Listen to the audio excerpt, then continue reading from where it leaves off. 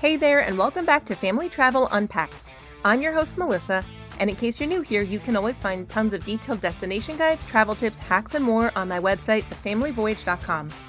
Now, if you listened to our last episode, you'll know that we just got back from sailing on Icon of the Seas. Today, I want to have a special guest on. She's one of my very favorite travel buddies, and we're going to hear what she thought of Icon of the Seas. So let me turn it over. Can you tell us your name? I'm Shoshana. And how old are you, Shoshana? I'm 11 years old. And how do we know each other? She's my mom. Okay, so today's special guest is my 11-year-old daughter, Shoshana, and we're going to ask her for the kids' perspective on Icon of the Seas. So, Shosh, what did you first think when we walked onto Icon? I thought, whoa, this is big. I'm not going to get to do everything. But with like 8 days on the ship, I can do a lot. So it was bigger than you thought, or was it about the size that you expected? It was a lot bigger than I thought. And was there anything that surprised you about the ship? There were some places I didn't remember there being the last time. When you say the last time, what are you talking about there? 2 years ago, we went on Wonder of the Seas, a part of the Oasis class. Okay, and so on Icon, which is part of the Icon class, if you could only hang out in one place for the whole week, where would it be and why? This is a toughie. I would either hang out by the pool because like the Mexican food is very, very, very good there. Mm-hmm. Or I would hang out at Sorrento's because like pizza. Okay, so you're mostly in it for the food. Yes. All right, so what was the best thing you ate all week? The Caesar salad on there is the best Caesar salad I've ever had. So good. You have to try it. Not what I would expect from an 11-year-old, but I'm glad that you like salad, and the Caesar salad in the main dining room is very good. We would usually get one good. For each person at the table. I got like 2 every night. It was so good. Now, I know you have some big dietary restrictions that a lot of kids don't face. Do you want to tell us about that and how it went for you on Icon of the Seas? Sure. I can't have gluten Why is that? because I have celiac disease. Okay. And everybody there was really nice about it. You can still get ice cream. I know they only have cones there, but if you're at Surfside, you can go to the place next door, Surfside Bites, because you can steal one of their bowls. They don't mind. And you can get soft serve in there. And then at the main dining room, if you want Caesar salad, you can just ask for it without the croutons. And they also have gluten-free pasta. And I know there was one special item that they offered gluten-free that you don't usually get to have at home that you would go for pretty much every night. Yeah. They had gluten-free crepes. I would have like 2 a day. They were so good. Just a little tip. You have to ask for fresh strawberries because otherwise they give you strawberry sauce. Great insider tip. I like that. Also, you can ask for extra Nutella, which is very good. All right, so ask for fresh strawberries and extra Nutella on the crepes. So apart from the food, what was your favorite thing to do on Icon of the Seas? Like during your free time, after dinner? I liked to just stroll, grab 5 ice creams, and get Sorrento's, which is open till like 3 in the morning. So no matter how late you stay up, you can get Sorrento's.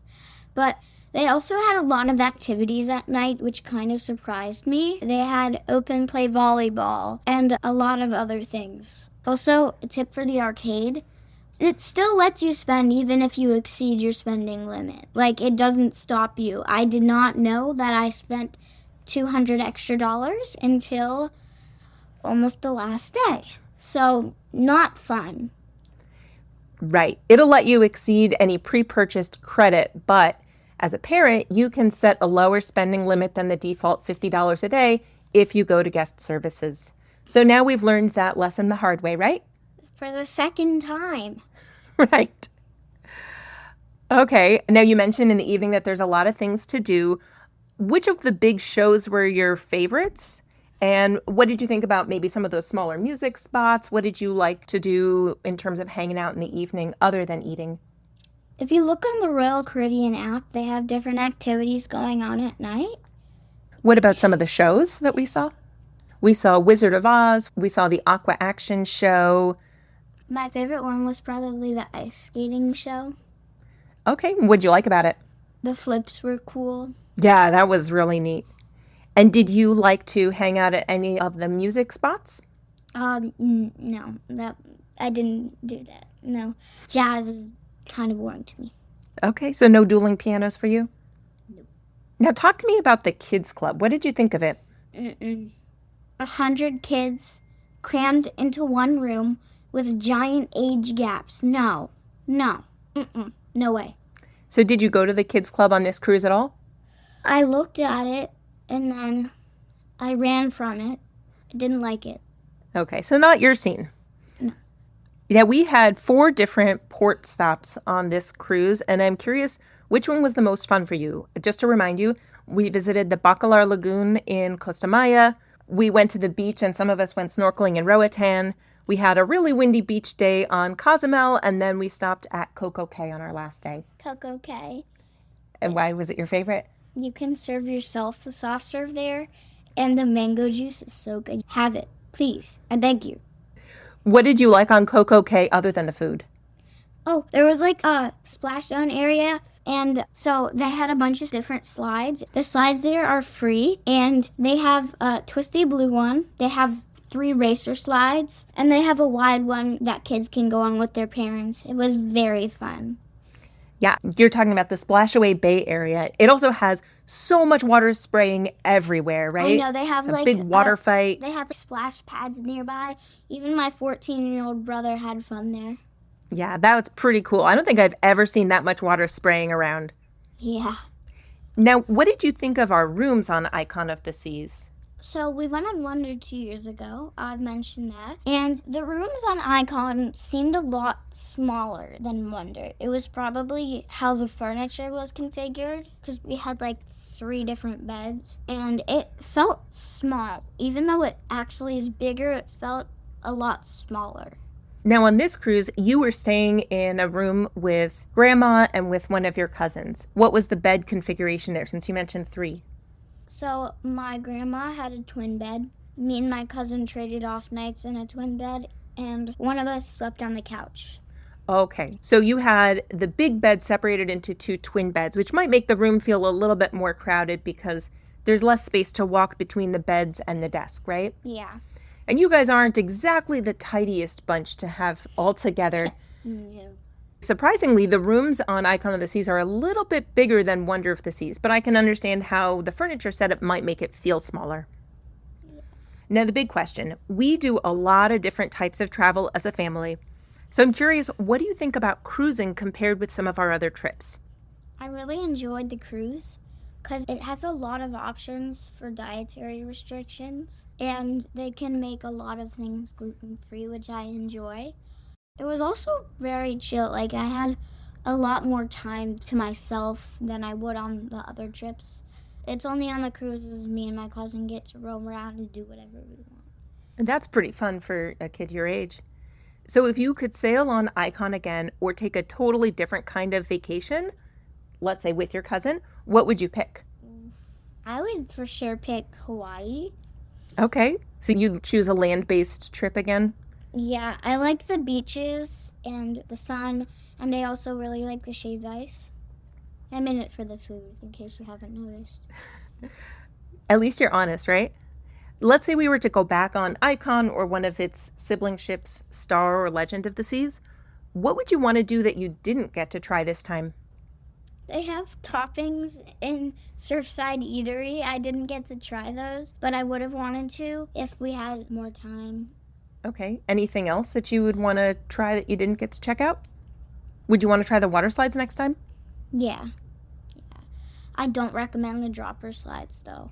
Don't do those. Yeah, that looked really intense. I was too scared to try it. It went, like, straight down.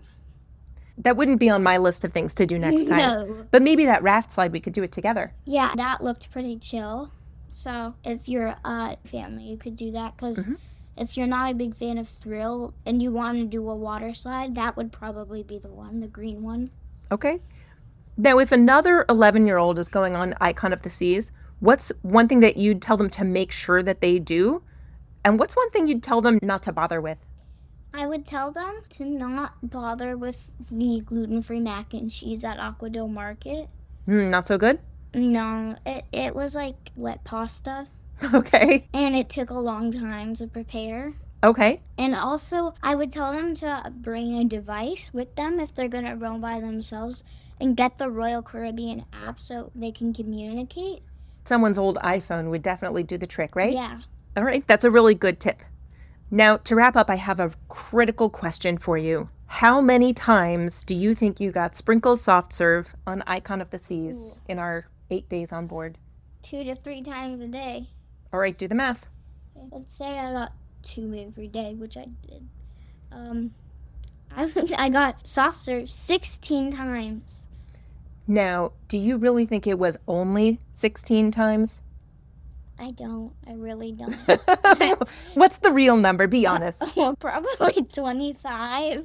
25 soft serves in 1 week. Well, that sounds like an amazing trip for any 11-year-old. Oh, yeah. Also, most things are free besides the candy store and the gift shops. Obviously, the gift shops aren't free.